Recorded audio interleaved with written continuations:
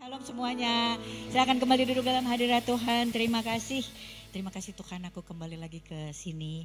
Aku salah satu daerah yang aku paling senang ya. Saya Tamara Geraldine tadi udah dikenalin ya. Memperingan tugas saya. Biasanya kan gitu, kenalan dulu, tak kenal maka tak sayang ya kan ya. Saya senang. Salah satu daerah pelayanan yang saya senang banget dapat panggilan tuh Semarang, Saudara. Karena mengingatkan saya pada 3B. Kan ya. Dan 3B itu Tuhan tuh bermurah sekali sama saya sebagai hamba Tuhan. Kalau tahu ya hamba Tuhan tuh hidupnya enak kayak gini, dari SMP saya jadi hamba Tuhan aja. 3B, belum pelayanan semuanya sudah dikasih sama Tuhan. Semarang itu ngingetin saya tuh 3. 1 bandeng ya kan ya, 2 babi. Mana Bu Ingrid ada di sini tuh. Belum kemana-mana landing langsung tuh babi udah. Yang ketiga bulu mata, Saudara. Entah kenapa bulu mata di sini tuh jauh lebih murah daripada di Jakarta. Jadi saya selalu bilang sama persekutuan doa ini, tolong panggil saya tuh 2 kali setahun ya. Nanti menjelang 6 bulan saya udah WhatsApp ke Bapak Gembala, Pak bulu mata mau habis, tolong dong kasih pelayanan gitu. Iya intermezzo ya saudara. Soalnya hari-hari ini kayaknya kita nih ya, apalagi jemaat orang percaya nih lagi pada pusing semuanya ya kan, dengan hashtag pengumuman ya kan ya, katanya Indonesia gelap katanya. Enggak tuh, nyampe Semarang tadi matahari seorang satu ya, kayaknya dahsyat tuh matahari. Jadi katanya Indonesia gelap, kabur aja dulu gitu kan ya. Hari ini situasi sedang gak ngerti. Ada yang masih ini gak mantau harga dolar. Saya dari mantau sampai nggak mantau lagi loh. Beneran dari pertama berapa sekarang? Wah udah nembus 15.000, 16.000, 17.000 gitu. Dari excited gitu ya sama berdebar-debar sampai akhirnya udah terserah lah mau 30.000 kek gitu ya, 45. Tuhan pasti kasih kekuatan buat saya gitu ya, mau dolar berapa ya, nggak amin ya saudara ya. Kan udah pernah dulu. Kita ingat ya waktu di perjanjian lama itu kan ada bangsa Israel, dia kan ada di tanah Mesir ya, tapi gak kena tulah loh, itu ada Goshen ya kan, tanah yang gak kena tulah. Setiap hari juga ada pengumuman ya kan, dari mulai gelap, terus apalagi bisul, kodok, belalang. Sama kan kayak kita di sini, harga emas turun, ada pengumuman kan. Kena gak? Gak kena. Karena umat pilihan Allah akan selalu bisa bangun Goshennya, baik di perjanjian lama, perjanjian baru, dan zaman now. Amin saudara. Amin, beri kemuliaan dulu buat Tuhan, besti-besti, ya kan. Gak usah panik, harga emas katanya juga sekarang, kemarin dibilang, tahu gitu jual kemarin, sekarang emasnya turun lagi, biarin aja. Saham gitu ya, katanya hari ini juga bikin deg-degan, biarin aja jungkir balik. Dolar mau 60.000 sekalipun saudara-saudara, kita pasti dikasih kekuatan dalam pemeliharaan Tuhan. Kenapa? Karena saya sama saudara adalah umat pilihan Allah yang punya Goshen di tanah Indonesia kita yang katanya lagi gelap ini. Amin saudara ya. Itu butuh iman untuk lihat itu. Nah saya percaya kalau misalnya kita udah gak kuat sama dolar, misalnya nanti dolar di 65.000 saudara masih gak kuat. Itu Tuhan Yesus datang kembali menjemput kita di awan-awan. Dikeluarin kita dari sini masuk ke tanah perjanjian. Amin gak saudara? Amin, beri kemuliaan buat Tuhan. Jadi besok ada pengumuman apapun, gak ada yang kena tulah. Selama apa? Saya sama saudara hari ini tetap bisa berjalan dengan iman. Jadi umat pilihan Allah. Kita bangun Goshen kita hari ini gitu saudara ya.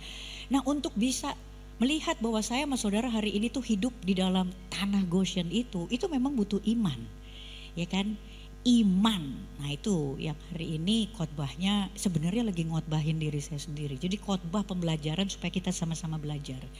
Iman yang seperti apa yang harus dimiliki oleh saya dan juga saudara supaya apa? Bisa bertahan walau dalam kegelapan. Karena terang-terang kecil-kecil yang dari gereja ini harus keluar dan memberikan paparan kepada kota Semarang. Ya kan ya? Jadi kalau dibilang aduh saya ini apa sih, butiran debu, saatnya untuk keluar karena Indonesia gelap banget. Sekecil apapun pendar kita hari ini itu pasti nyala di luar sana saudara.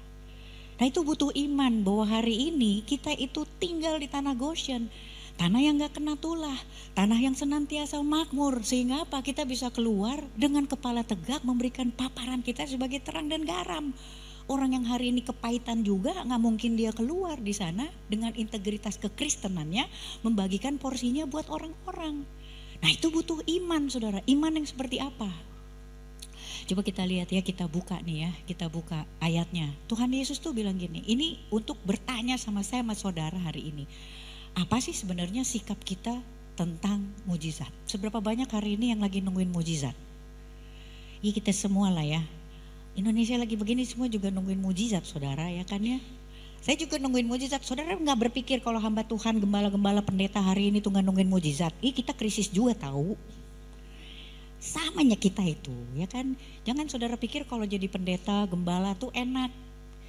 Apa namanya, ada jemaat ngomong ini, ibu mah enak gembala, pendeta.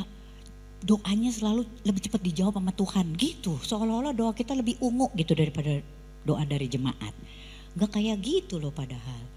Yang namanya bencana, krisis itu kan gak pilih-pilih saudara. Kayak misalnya hari ini bencana alam gitu. Tuh kompleks rumah saya kemarin tuh dikorbankan akhirnya jadi di area banjir. Saudara gak berpikir kan air itu ketika masuk ke kompleks saya gitu. Terus dia lihat jangan itu rumahnya Tamara, sekarang dia pendeta, kita lewat yuk. Banjir mah banjir aja saudara. Kasihan habis khotbah.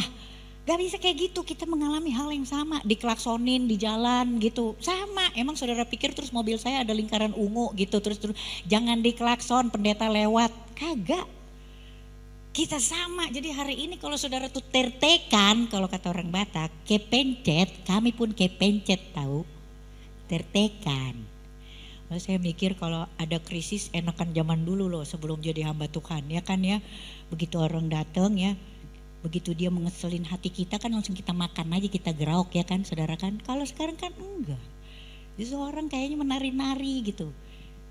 Apa ngejahatin kita ya kan. Udah hajar aja si Tamara gak apa-apa, sekarang mah dia udah jinak. Kalau dia bales, masa gitu sih orang Kristen, masa gitu sih pendeta. Tuh gitu tuh. Gitu saudara, jadi kita tuh sama hari ini. Nah itu kan butuh iman. Bahwa apa? Bahwa hari itu Tuhan kerja. Apapun yang sekarang sedang dirasakan di kehidupan saya dan juga saudara. Bahkan ketika alam semesta nih seolah-olah mereka-rekakan segala sesuatunya buruk buat saya dan saudara hari ini. Tapi kan mesti punya mata iman bahwa apa?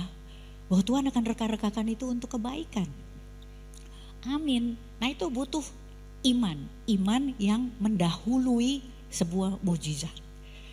Yang dibutuhkan oleh kita hari ini tuh iman yang seperti apa? Iman yang mendahului mujizat.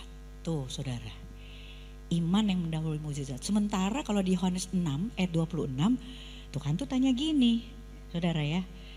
Apa sih sikap kita hari ini terhadap si mujizat itu sendiri? Yohanes 6 ayat 26 itu bilang seperti ini. Yesus menjawab mereka, aku berkata kepadamu, sesungguhnya kamu mencari aku bukan karena kamu telah melihat tanda-tanda, melainkan karena kamu telah makan roti dan kamu kenyang. Jadi Tuhan Yesus waktu bilang tuh ya, orang itu sebenarnya hari ini kita bisa cari Tuhan ketika apa? Ketika udah kenyang, kita berkelimpahan. Apa sikap saya hari ini ketika saya sama saudara itu lagi nunggu mujizat? Nah iman yang mendahului mujizat itulah yang bikin semua orang percaya hari ini hidupnya tenang-tenang aja. Waktu Tuhan Yesus ngomong kayak gini, ini sebenarnya tamparan buat kita. Apa benar ya selama ini seperti itu ya? Ketika Tuhan bikin satu mujizat, baru saya percaya saya dalam pemeliharaan Tuhan. Nah hari-hari ini kita tuh dalam satu krisis yang mungkin benar-benar berkepanjangan. Mujizat tuh apa sih? Saya pengen hari ini kita sama-sama belajar mujizat itu apa, definisinya mujizat, bagaimana mujizat itu terjadi, siapa pemilik mujizat dan kapan mujizat itu dijadikan dan tujuannya mujizat itu apa. Gitu saudara ya. Karena kapan mujizat terjadi kita juga mesti ngerti. Mujizat itu apa sih? Mujizat itu ada dua. Kalau secara Alkitab itu bilang mujizat itu ada dua jenis. Supaya apa? Supaya saya sama saudara tuh ngerti. Hari ini tuh kita lagi nungguin mujizat apa. Ada yang namanya mujizat supranatural saudara. Nah mujizat supranatural ini kan kejadian yang dia sungguh-sungguh akan melampaui, menangguhkan atau dia merusak segala kapasitas hukum alam. Jadi waktu Tuhan bikin alam tuh ada hukumnya gitu kan ya. Terus seolah-olah Tuhan itu akhirnya menyederhanakan keilahiannya dia gitu ya. Dia rusak sendiri gitu. Dia batalkan sendiri. Itu jenis mujizat supranatural. Makanya ada yang namanya orang mati bangkit, itu kan gak ada di dalam hukum penciptaan. Tapi Tuhan perlu lakukan itu, itulah yang dinamakan supranatural.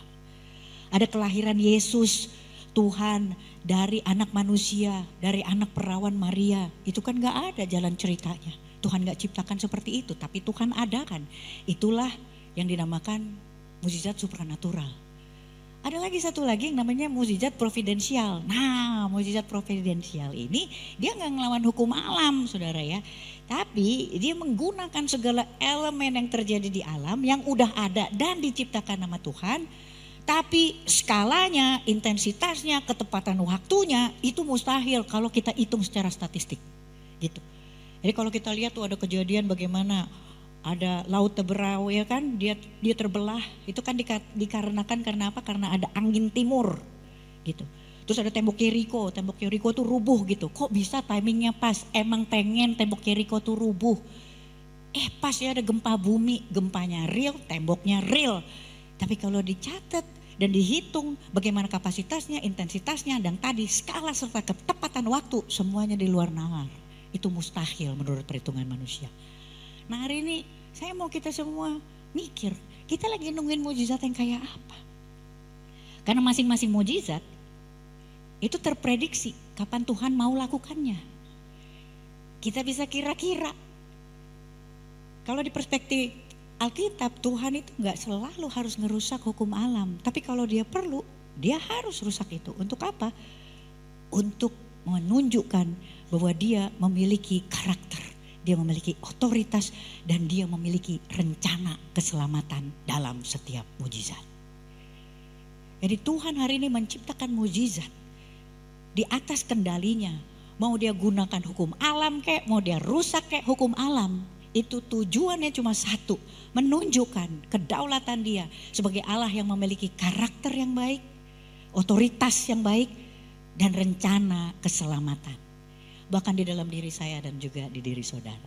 Jadi coba kita hari ini periksa ya, apakah Tuhan udah menciptakan gitu banyak mukjizat-mukjizat providensial yang terjadi di dalam diri saya dan juga saudara selama ini. Kita boleh ada sebagaimana kita ada hari ini. Fakta bahwa mukjizat itu enggak selalu harus peristiwa berupa peristiwa supranatural yang besar. Itu dicatat di dalam Alkitab, saudara. Harus punya iman sebagai mata rohani kita. Bahwa sebenarnya Tuhan bekerja menggunakan segala sesuatunya di dalam kehidupan saya dan juga saudara. Hari ini kita boleh ada. Saya waktu baca Alkitab saya pikir gini, iya ya dahsyat juga. Ibu, sekalian saya kesaksian aja ya. Saya kan dulu gadis disco. Ibu-ibu tahu kan saya ratu ekstasi, bapak-bapak, ibu-ibu ya. Anak-anak muda ini kesaksian ya, bukan inspirasi. Kalian jangan ke disco, oke? Kalian udah di sini aja tertanam. Waktu saya pikir ya, iya benar ya. Tuhan itu menunjukkan segala sesuatunya ya untuk mujizat. Kenapa? Karena harus ada rencana keselamatan yang terjadi di dalam diri saya. Yang menunjukkan bahwa Tuhan punya karakter yang baik dalam kehidupan saya dan juga punya otoritas di dalam kehidupan saya. Saya itu kan lolos dari kematian tuh 2 kali ya saudara ya. Saya divonis 2005, 2006 gak mati ya kan. Saudara pikir saya bertobat? Ya enggak lah, saya rayakan kembali di kehidupan lama saya. Ya dong, gak jadi mati gitu. Terus saya mulai kombinasi tuh, sebelum 2005 kan saya full time tuh di disco ya kan. Ketika saya gak jadi mati, saya mulai part time saudara. Ke disco iya, ke gereja iya gitu. Ada kemajuan lah sedikit ya kan. Iya dong, 50-50 kan ya kan. 2010 saya divonis lagi, katanya tinggal 8 bulan hidup saya gitu. Nah disitulah saya berusaha full time ya kan, full time di gereja. Gak ke gereja juga, tapi saya pikir ya udahlah kalau misalnya Tuhan mau seneng-seneng ya mau pulang perjalanannya yang enak lah gitu ya, jangan saya menderita gitu. Ya jadi singkat cerita saudara, ketika saya kembali ya ke belakang, saya pikir gini, ngapain itu Tuhan ngasih saya kesempatan untuk hidup hari ini dia katanya 8 bulan. Sampai hari ini saya gak mati-mati juga coba saudara, dari 2011. Tuh bayangin.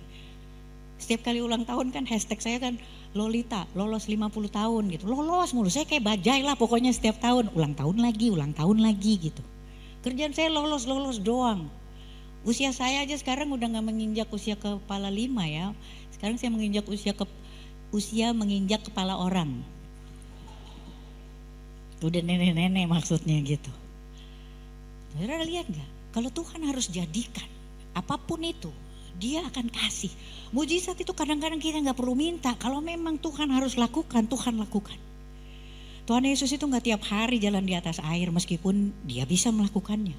Tapi kalau Dia harus lakukan, Dia lakukan. Hari ini periksa. Mungkin kita pun gak perlu minta, tapi kalau Tuhan perlu jadikan, karena ada satu rencana, keselamatan, karakter Tuhan yang baik, otoritas Tuhan yang baik. Dalam kehidupan saya dengan saudara, Tuhan pasti lakukan. Dulu saya pikir kesaksian saya udah wah kayak dramatis banget gitu ya. Saudara berpikir Lazarus gak? Tuh Lazarus udah mati beneran tuh saudara. Iya kan? Lazarus mati, terus Tuhan bangkitin lagi. Coba bayangin kalau nanti malam saya gak bangun saudara. Itu kan waktu terbaik ya nanti malam untuk check out. Iya kan? Saudara sedih semua dong. Iya dong saudara. Pasti saudara kan ngomongnya gitu besok. Ih padahal dia baru khotbah kali loh kemarin. Gitu kan. Gak ada di sini yang emang syukurin gitu. Gak ada kan. Itu waktu terbaik. Coba lihat. Kalau saya nanti malam gak bangun udah ketemu Tuhan Yesus tuh ya. Besok pagi. Saya kan mau naik kereta nih ke Surabaya. Tiba-tiba saya nongol lagi di kereta sebelah saya Paul suami saya. Saya bisa gak saya ngomong gini, yang bener aja Tuhan gitu kan. Ketemu Tuhan Yesus sudah enak banget. Tapi kalau Tuhan bilang balik lagi. Itulah seharusnya kalau baca ceritanya di dalam Alkitab ya. Sejak hari dia dibangkitkan. Makin banyak orang yang ngejar-ngejar dia mau membunuh saudara. Kenapa? Karena gak percaya sama doktrinnya Kristus pada waktu itu. Saudara mikir gak? Nanti Lazarus mati lagi gak? Mati kan? Saya juga nih, saya sembuh, saya pulih sempurna. Mati lagi gak entar? Mati saudara. Mujizat tidak diberikan kepada Tuhan, kepada seseorang hanya untuk melepaskan kita dari penderitaan fisik kita atau kemalasan kita hari ini. Untuk apa? Untuk berjuang, berjalan serupa dan segambar dengan Kristus. Itu Lazarus emang saudara, coba dia empati ya saudara ya. Lazarus kan mungkin dia tidur, dia ngeliat langit-langit gitu. Ntar juga kan mati lagi ya. Kemarin udah mati, udah tenang. Sekarang matinya gimana ya? Dibegal orang atau hipertensi atau mungkin jantung gitu kan ya karena diuber-uber. Saudara pikir gak? Tapi kalau Tuhan bilang harus dan itu mujizat. Orang mati tuh udah gak bisa berdoa lagi. Tuhan tolong dong bangkitin. Enggak saudara. Tapi kalau Tuhan bilang bangun, bangkit. Dia harus bangkit. Apapun resikonya. Jadi perlu satu iman. Perlu satu mata rohani yang peka hari ini. Apakah Tuhan itu udah lakukan sebenarnya mujizat-mujizat yang hari ini kita gak hitung. Saya mikir waktu saya itu jadi gadis disco saudara. Saudara tahu kan setelah saya tuh mulai part time kan saya masuk Jumat keluar Senin saudara ya dari disco. Iya selama itu tuh Jumat malam masuk, Minggu keluar sebentar ke gereja netralisir. Haleluya, masuk lagi keluar Senin. Coba lihat saudara. Apakah gak ada razia? Ada. Tapi kenapa bapak-bapak itu waktu itu bilang kalau saya lagi di disco ini mereka ngejadwalin razia ke disco sana coba. Puluhan tahun. Apa bedanya saya sama Yunus? Disuruh ke Niniwe dia ke Tarsis tapi Tuhan ngikut aja. Allah tuh udah Immanuel dari perjanjian lama saudara. Tuhan tuh bisa loh, udah biarin aja di disco gitu. Tuhan tunggu di luar, disco tuh gak enak loh saudara, udah gelap, bau. Berisik lagi. Tuhan gak tinggalin saya tuh waktu itu. Apa bedanya saya sama Yunus? Mungkin kita perlu periksa bahwa Tuhan udah lakukan segala sesuatunya. Pada waktu itu saya pikir Tuhan repot banget tuh jagain saya. Kalau dijelaskan secara statistik itu gak terjelaskan saudara. Kok bisa puluhan tahun saya ugal-ugalan 100 ekstasi setiap hari. Ada di kantong saya tapi saya gak kenapa-kenapa. Razia tetap berjalan. Bukan berarti kepolisian tidak melakukan apa yang harus dilakukan. Secara statistik bisa karena Tuhan jaga aja. Kalau dia harus lakukan, dia lakukan. Nah sekali lagi saya bilang, saya gak kasih inspirasi ya buat anak-anak yang ada di sini. Saya cuma bilang bahwa Tuhan selama ini coba periksa. Mungkin Tuhan sudah lakukan, bahkan Tuhan gunakan segala sesuatu yang ada di bangsa dan negara ini. Buat apa? Buat menunjukkan berapa panjang lebar dalam kasihnya Tuhan buat kita hari ini. Dan itu yang membuat kita hari ini dalam menunggu mujizat udah bisa punya iman yang mendahului mujizat. Kenapa? Karena kita udah pernah dapetin mujizat dari Tuhan. Bahwa hari ini rencana keselamatan yang dikatakan, yang disampaikan oleh Tuhan di mujizat terdahulu saya hari ini harus tersampaikan. Untuk yang lagi nungguin mujizat hari ini, tanya juga sama Tuhan. Tuhan punya apa? Jadi mujizat itu gak sekedar 8 tahun kita menikah belum punya anak, tiba-tiba hamil. Gak seperti itu saudara melakukan mujizat, apalagi hari-hari sekarang ini. Itu yang Tuhan bilang itu tadi, bahwa engkau mencari aku itu bukan karena engkau melihat tanda-tanda, tapi karena kamu sudah kenyang oleh roti. Ada respons iman. Apa itu mujizat? Mujizat harus sesuai juga dengan kehendak Allah. Di dalam Alkitab itu yang namanya frekuensi mujizat itu akan memuncak ketika apa saudara? Ketika ada satu krisis besar. Krisis yang memuncak, krisis yang klimaks. Kalau di Alkitab tuh ada satu transisi besar dalam sejarah mujizat Tuhan lakukan. Jadi seperti ada masa pembebasan, next slide-nya, masa pembebasan krisis, masa pembebasan sama krisis nasional. Di cerita Musa dan Yosua, Tuhan lakukan mujizat di padang gurun. Ada krisis iman dan juga kemurtatan besar, Tuhan lakukan mujizat dalam cerita Elia sama Elisa. Bahkan ada transisi di mana seolah-olah Tuhan berhenti bicara dari perjanjian lama sama perjanjian baru. 400 tahun Tuhan gak ngomong. Tuhan lakukan mujizat di situ. Jadi sekali lagi mujizat itu bukan solusi instan. Buat apa? Buat kemalasan saya dan juga saudara. Buat penderitaan sesaat saya dan juga saudara. Mujizat diciptakan Tuhan dengan tujuan yang jauh lebih besar daripada itu. Dan itu murni miliknya Tuhan. Sekarang saya mau tanya di sini ya. Bapak saudara ya. Ada 2 jenis iman kan, iman anak-anak sama iman yang mateng, iman opung-opung. Oma-oma, opa-opa, ya kan, nai-nai. Iman anak-anak itu kayak gini nih, kalau Tuhan gak kasih, habis itu baper semuanya. Gitu. Kan kalau anak-anak gitu, saya punya anak tuh, anak saya yang paling bungsu kan umurnya 3 tahun. Kerjaannya tuh seneng banget kalau sebelum pulang ke rumah harus ke supermarket, gak tahu kenapa. Hobi banget dia belanja bulanan.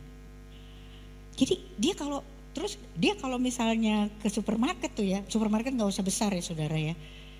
Saya bukan endorse ya, bangsa kayak Alfamart gitu. Pokoknya harus mampir aja, nggak tahu kenapa. Kayak punya bapaknya itu. Jadi saya kalau dia lagi di depan ini yogurt itu ya, display yogurt, itu semua tuh kayak mau dimasukin keranjang. Ya kan saya panik dong, nak kendalikan. Nggak ada uang mamamu kali ini gitu. Masa beli yogurt terus. Jadi saya kalau misalnya bilang, enggak 2 aja. Itu dia bisa teriak-teriak loh saudara. Kadang dia tuh bisa guling-gulingan itu di bawah. Kenapa? Biar semua orang ngeliatin gitu kan. Terus saya jadi malu, terus saya beliin. Iya dia gak tahu ibunya Batak juga ya kan. Kau mau guling-guling kek gitu kan ya. Kau mau rubuhkan ini displaynya. Tetap mamamu gak belikan. 2 aja cukup gitu kan. Iman juga kayak gitu anak-anak. Begitu kita doa pengen langsung dijawab. Kalau gak meraung-raung semuanya gak ada yang tenang. Nah hari ini iman tuh mesti tumbuh. Pemerintah aja bilang anak gak boleh stunting. Iman juga gak boleh stunting saudara-saudara. Dia harus bertumbuh. Jangan kita udah tua imannya awet muda. Gak boleh saudara ya. Suka kebalik-balik memang kita ini. Iman tuh gak boleh awet muda. Iman tuh harus bertumbuh. Harus jadi hari ini tuh harus kayak opung-opung. Nenek-nenek kayak saya. Kerjaannya kontemplasi, sabar gitu kan, gak gampang diadu domba. Kerjaannya selalu berpikir positif. Sejak saya nenek-nenek kan gitu, kalau anak saya yang pertama gak ke rumah udah 2 bulan gitu gak nganterin cucu. Kan saya bisa gini, oh ya mereka kan juga youth pastor ya di Bogor. Pelayanan mereka mungkin lagi banyak gitu kan. Coba kalau iman saya anak-anak, bagus lu ya. Giliran kayak gini, oke gue coret dari daftar warisan. Gak bisa kayak gitu ibu-ibu, bapak-bapak. Kalau hari ini iman kita itu gak bertumbuh, gak jadi tua, gak jadi mateng. Saudara itu bisa asumsi sama Tuhan, ya kan ya. Oh iya bagus deh kita udah berdoa. Dia duluan tuh yang doanya dikabulin. Ya iyalah dia kan gembala, kita ini apa jemaat butiran debu, kesian kali loh wey. Saudara bisa asumsi sama Tuhan. Kalau imannya itu gak kita biarin mateng. Saudara cuma berpikir bahwa Tuhan itu jadinya pilih-pilih mana yang dia mau tolong duluan. Padahal sekali lagi mujizat itu adalah show-nya Tuhan. Memperlihatkan karakter dia, otoritasnya dia, dan rencana keselamatan yang dia ingin jadikan di dalam diri saya dan juga saudara. Iman itu kalau kita lihat mujizat hari ini, mujizat itu apa sih? Mujizat itu punya karakter loh saudara ya. Mujizat itu pastinya nggak berkelimpahan. Coba lihat nih di sini next. Mujizat dia nggak pernah melimpah, dia minimalis, terbatas gitu. Kita bisa lihat ya di padang gurun pada waktu itu, waktu roti mana jatuh sebagai hujan, itu kan nggak bisa disimpan. Mujizat juga gitu, seperlunya aja. Tamar itu perlu apa? Kesembuhan, udah sembuh lah kau. Tapi kan setelah sembuh, terus apa saudara? Sesuai porsinya dengan apa yang hendak Tuhan nyatakan hari ini. Kalau Tuhan juga besok bilang selesai, ya udah selesai. Porsi kekristenanmu melalui mujizatmu sudah selesai dinikmati oleh orang. Mujizat itu yang kedua, dia monoton, dia membosankan saudara. Orang Israel aja waktu keluar dari Mesir udah wow gitu ya. Coba saudara bayangin ya kalau Semarang tuh besok tuh hujan roti. Saudara pasti wow gitu kan. Ditambah hujan roti sama es teh manis. Pas kali itu. Ya kan coba bayangin. Kalau bisa datangnya pas jam snack ya Tuhan gitu kan ya, setelah makan siang. Tapi apa bangsa Israel bilang? Di perjalanan mereka menuju tanah perjanjian, mereka bisa loh bilang kayak gini. Kami teringat kepada ikan ya kan ya, daging yang gak pernah kami bayar. Kepada bawang prei, bawang merah, bawang putih, bawang bombay. Dia bilang kayak gitu. Coba lihat, bosen gak? Gak bosanin. Coba sekarang saudara ya, kalau misalnya nih situasi lagi susah ya, tapi besok di rumah kita jam 12 kurang 15 itu ada yang ngasih itu tuh babi yang tadi saya makan tuh. Saudara tahu lah, saya gak bisa sebutin merek yang kira endorse lagi. Coba bayangin ya, saya coba kepikiran kalau misalnya itu gratis. Setiap hari jam 12 kurang 15 itu ada di rumah saya untuk satu keluarga 7 orang. Coba lihat saudara, siang malam, puji Tuhan gak tuh? Puji Tuhan, itulah jenis mujizat yang saat ini kita butuhkan. Dahsyat tuh saudara. Besoknya lagi Selasa, Rabu, Kamis, Jumat, Sabtu, Minggu. Puji Tuhan saudara ya. Itu ibu-ibu kita bisa hemat uang belanja loh. Kita masukin kantong, gak usah dilaporin sama suami-suami. Lapor ya ibu-ibu ya, gak boleh ada dusta di antara kita.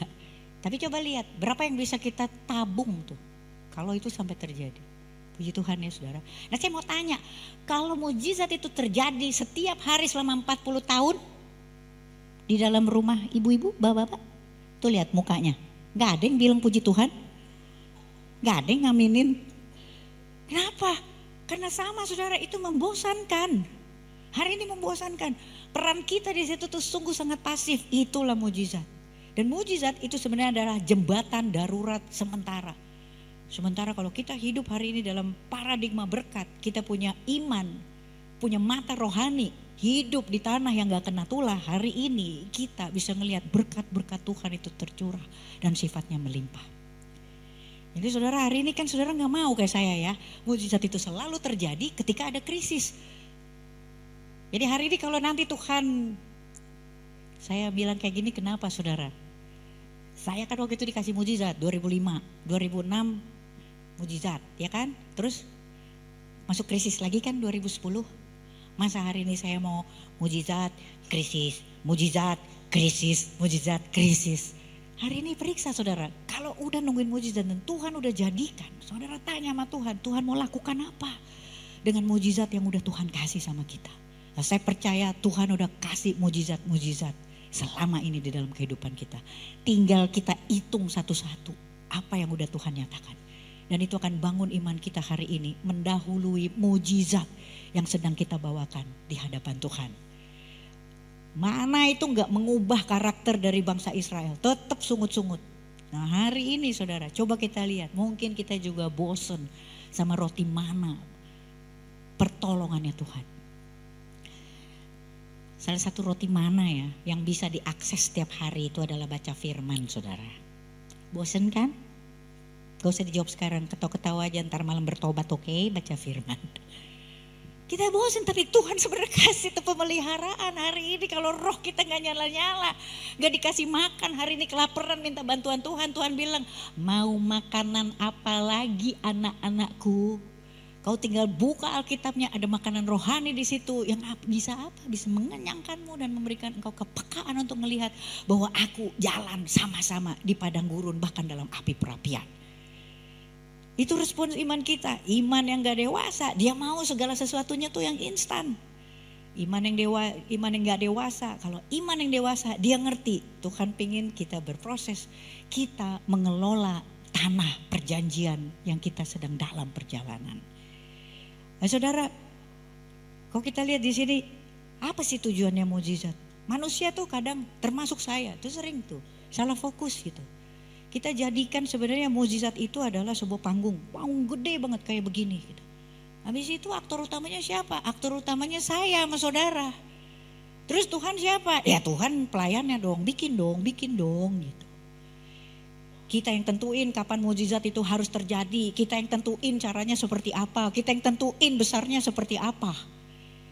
Jadi Alkitab hari ini kalau saudara masih saya baca, itu dijungkir balikan. Egoismenya saya dan juga saudara, itu bisa melihat bahwa sesungguhnya mukjizat menempatkan saya dan juga saudara hanya sebagai orang yang menerima dampak atau manfaat dari tujuan utama yang milik Allah. Kita ini sebenarnya adalah efek samping doang dari tujuan utama yang jauh lebih besar. Kesembuhan saya, pemulihan saya dari sakit jiwa, sakit mental itu hanya paparan kecil dari apa? Dari tujuan yang jauh lebih besar yang Tuhan mau nyatakan dengan pemulihan dan kesembuhan saya. Saya bisa ngomong lagi dulu waktu saya dibilang sakit mental stadium akhir gitu ya saudara ya. Itu kan saya jangankan khotbah, saya ngomong aja sebenarnya saya udah nggak bisa tata gitu ya. Saya udah kehilangan. Saya dulu tuh nggak bisa bedain lagi mana yang real, mana yang halusinasi. Jadi saya kayak berjalan di dua dunia gitu. Jadi kadang-kadang saya pikir waktu itu ya saya kesaksian ya. Dulu saya yakin banget saya habis dari mall, habis ngopi-ngopi sama teman-teman saya. Padahal terus adik-adik saya bilang enggak, kakak tidur. Jadi saya kalau ada yang baca cerita Robbie Williams ya waktu itu kan ya, penyakit saya itu satu stadium di atas dia. Dia gantung diri kan, orang-orang bilang bunuh diri kan. Rasanya belum tentu dia bunuh diri, mungkin dia tidak bisa membedakan mana yang mimpi, mana yang asli karena dia sendirian di rumah gitu. Jadi ketika dia lilitkan tali ada kemungkinan besar juga dia nggak tahu ini lagi mimpi atau lagi beneran.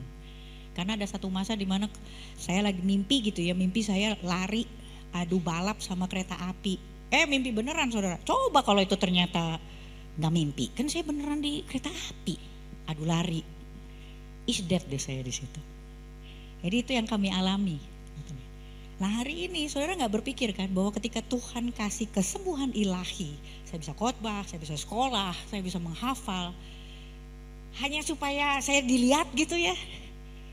Hanya membuktikan bahwa oh iya Tuhan ada di dalam kehidupan saya sendiri. No, saya adalah efek samping doang dari mukjizat yang Tuhan perlu nyatakan. Yang hari ini saya gak tahu apa, tapi saya tahu itu besar. Dan Tuhan gak akan nyatakan itu hanya buat diri saya atau Lazarus aja. Tuhan mau nyatakan buat semuanya. Tapi perlu iman, kepekaan, mata rohani kita yang harus diaktifasi hari ini. Dan hanya orang-orang yang hari ini yakin dia tinggal di tanah Goshen, tanah yang gak kena tulah, tanah yang selalu diberkati. Itulah yang hari ini punya kepekaan rohani di atas rata-rata saudara. Jadi sekarang kalau dilihat lagi ya, apalagi tujuan mukjizat? Tujuan mukjizat yang paling utama di dalam Alkitab, dari setiap intervensi supranatural itu adalah supaya atribut-atributnya Allah, alat-alatnya Tuhan, seperti kuasanya, seperti kekudusannya, kasihnya, dan keadilannya terpampang nyata di hadapan semua orang. Tuhan punya atribut-atribut luar biasa yang hari ini harus keluar di kota Semarang, kota Indonesia, negara Indonesia, di semua aspek kehidupan. Ada kuasanya Tuhan, kekudusannya Tuhan, kasihnya Tuhan, keadilannya Tuhan.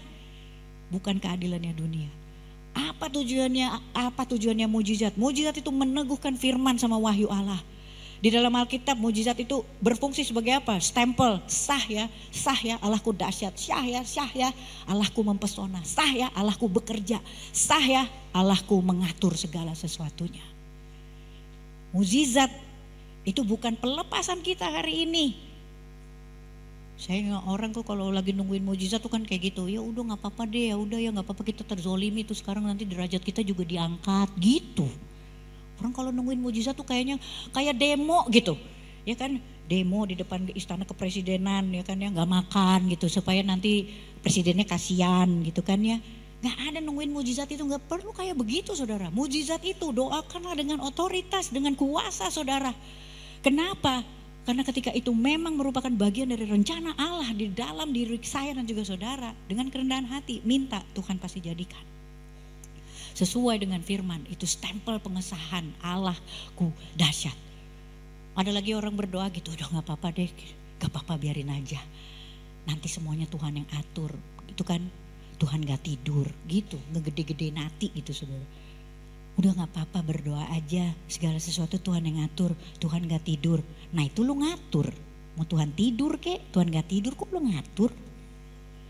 Kayak mana doa-doa kita itu? Suka gak ngerti tuh saya. Gak ada kedaulatannya Tuhan, Tuhan mau ngapain hari ini, tapi kita percaya bahwa Tuhan punya rencana dan direkakan untuk kebaikan. Hari ini segala sesuatu yang buruk, kenyataan hidup kita hari ini adalah keputusan kita kemarin yang gak bijak. Tuhan gak pernah kasih rancangan kecelakaan. Tuhan gak pernah kasih rancangan kesialan. Kalau hidup saya hari ini sial, itu adalah keputusan saya kemarin yang kurang berhikmat. Dan inilah yang menjadi kenyataan saya.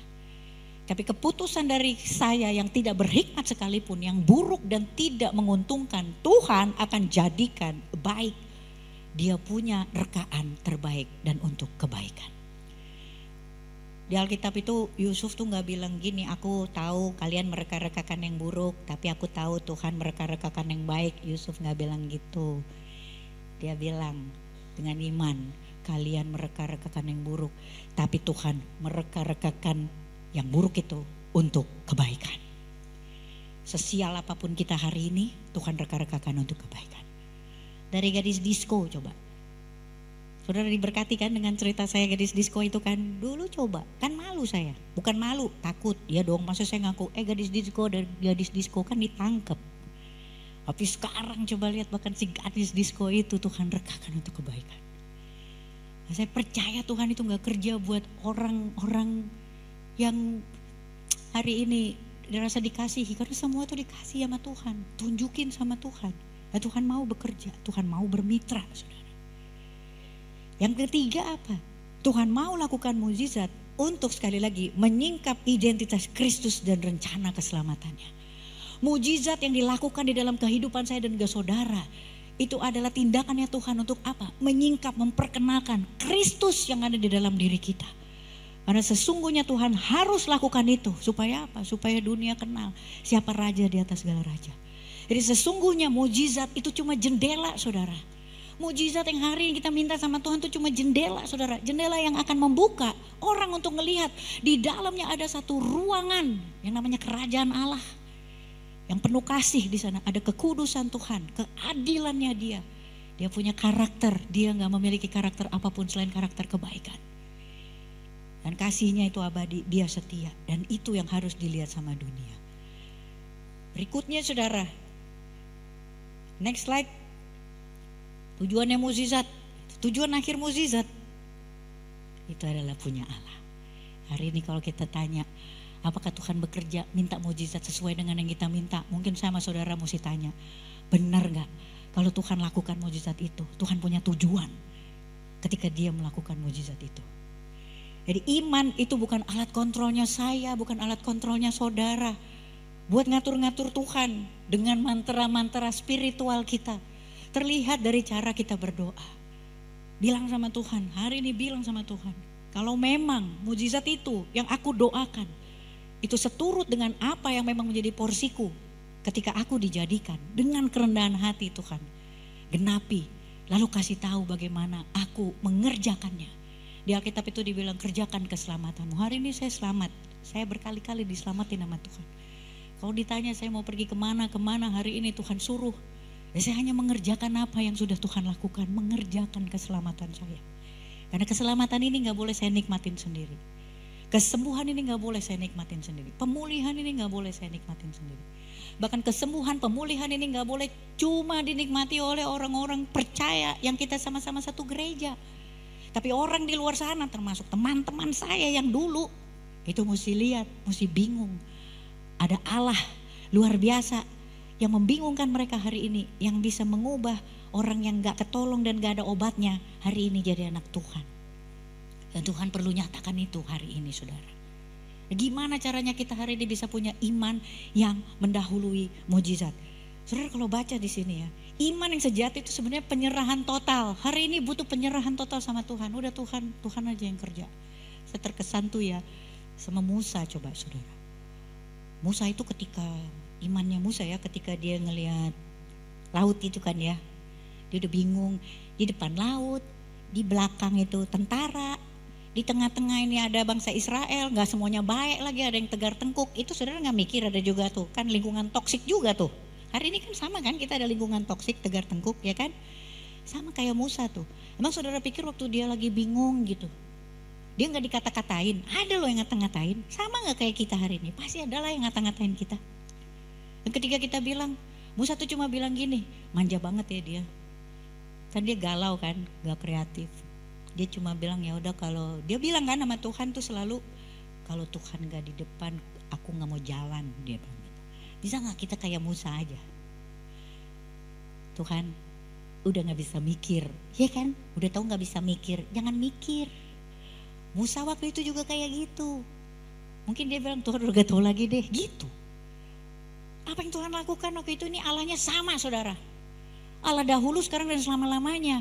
Waktu Musa bilang, udah gak bisa mikir nih Tuhan, gitu kan.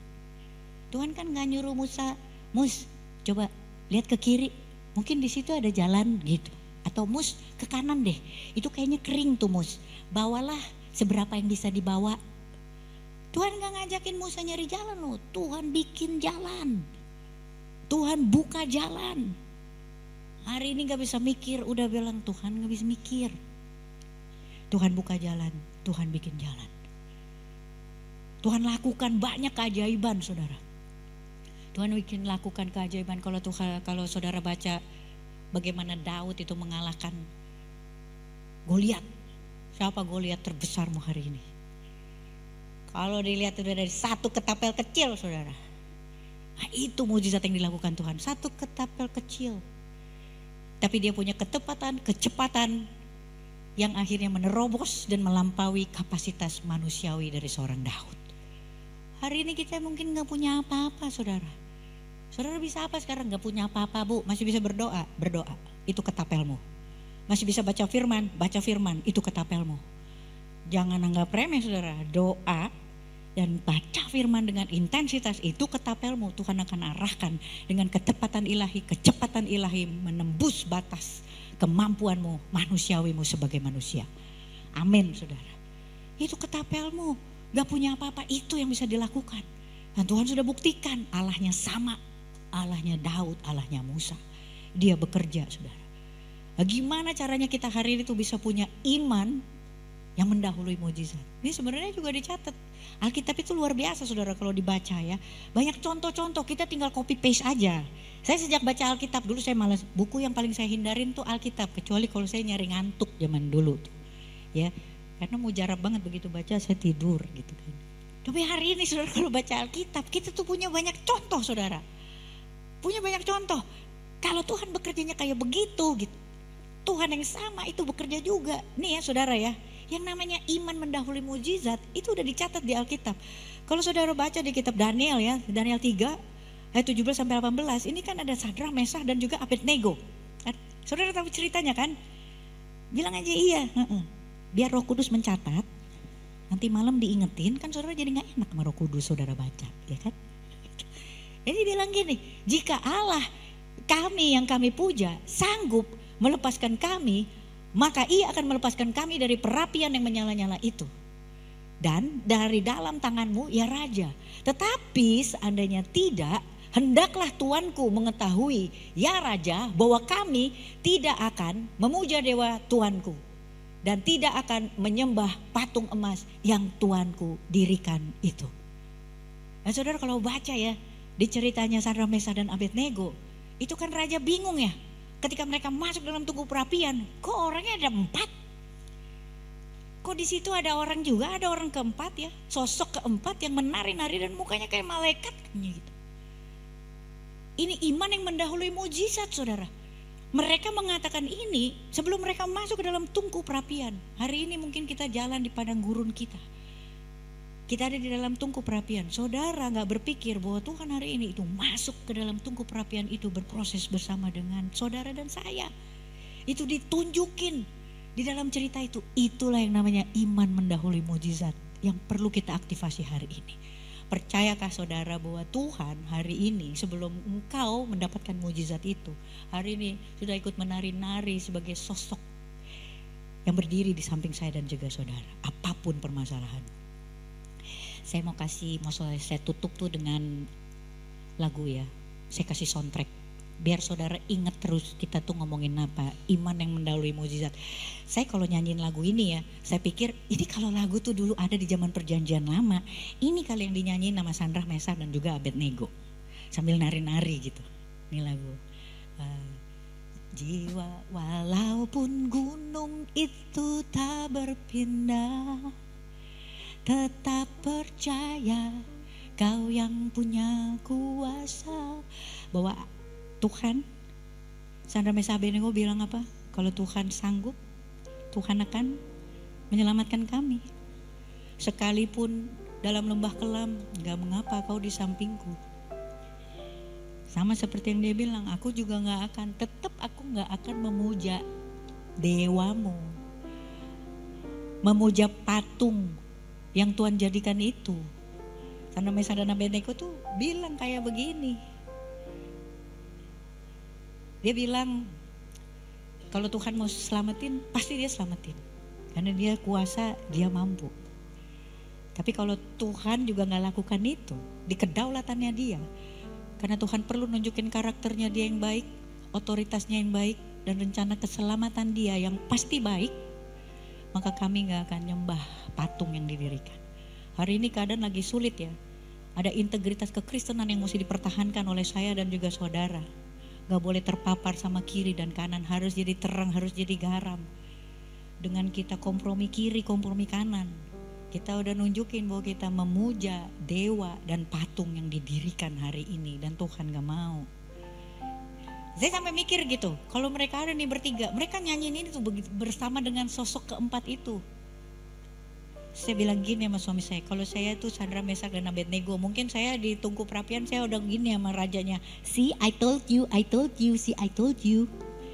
Bisa gak kita kayak gitu saudara? Itu hanya bisa dilakukan sama orang-orang yang hari ini hidup di Goshen, tanahnya dia gak kena tulah.